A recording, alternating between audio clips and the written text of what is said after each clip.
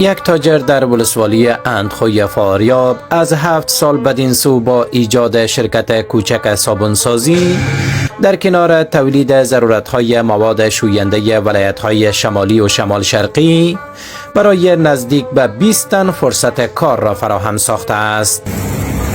بنیانگذار این شرکت تولیدی از کیفیت محصولات خویش اطمینان داده اضافه می کند اگر دولت زمینه مواد اولیه را در داخل کشور تأمین و فرصت صادرات را به بیرون از کشور فراهم نمایند، در آن صورت حاضرند محصولات خویش را به کشورهای دیگر نیز صادر نماید. این شرکت 1396 فعالیت خود آغاز کرد. در بخش‌های مواد شوینده تولیدات دارند، از قبیل صابون لباسشویی، مایع ظرفشویی، مایع کالاشویی، شیشه پاک، سفید کننده، مایع دستشویی تولیدات دارند. پیرن همه 20 نفر کارمند دارند. اینجا 20 نفر مشغول کار هستند. ما روزانه تقریبا هم 15 تن مواد اینجا تولید داریم. در ولایت شمال ایرا صادر میکنیم.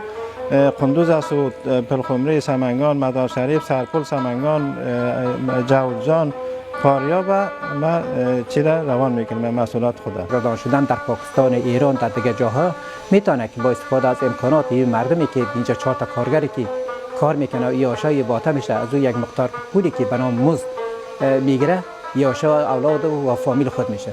از یک طرف هم اقتصاد این شرکت بالا میره، اقتصاد خودشان آسان میشه و هم برای سهولت زندگی مردم و همشهری ما عرضه خدمات کرده میتونه.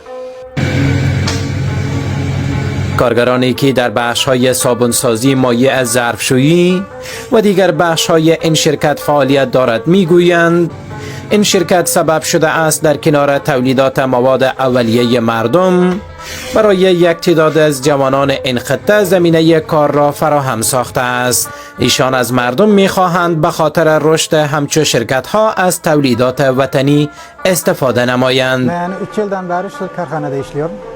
Sabun karxanada. Ve böreğin her karısını, her namesini özümüz ustakar bulup ve namedip işliyoruz şurada. Burada olayın var, bana sabun tavil ediyoruz. Buradan zarfşuyu tavil ediyoruz.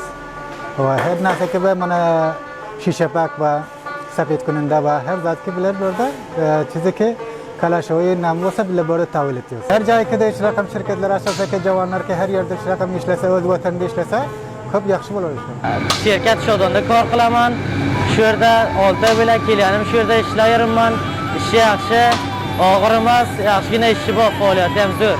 محمد ابراهیم یولداش مدیر بندر اتاق تجارت و سرمایه گذاری اندخوی فاریاب میگوید در این ولسوالی نزدیک به 20 شرکت تولیدی در بخش‌های گوناگون فعالیت دارد.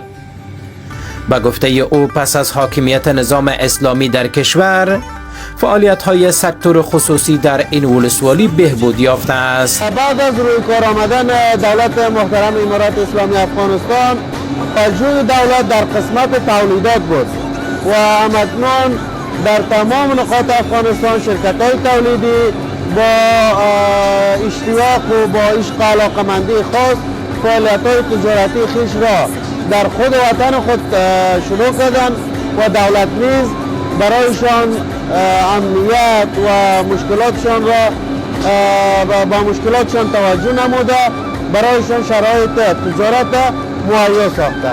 قابل گفتنی است این شرکت روزانه امکانات تولیدی 15 تن مواد شوینده را از قبیل صابون لباسشویی، مایع ظرفشویی، شیشه پاک کن و مواد سفید کننده را دارد و مواد اولیه آن از کشورهای ترکیه و ایران وارد و فیصدی مواد اولیه آن از داخل کشور تأمین می شود.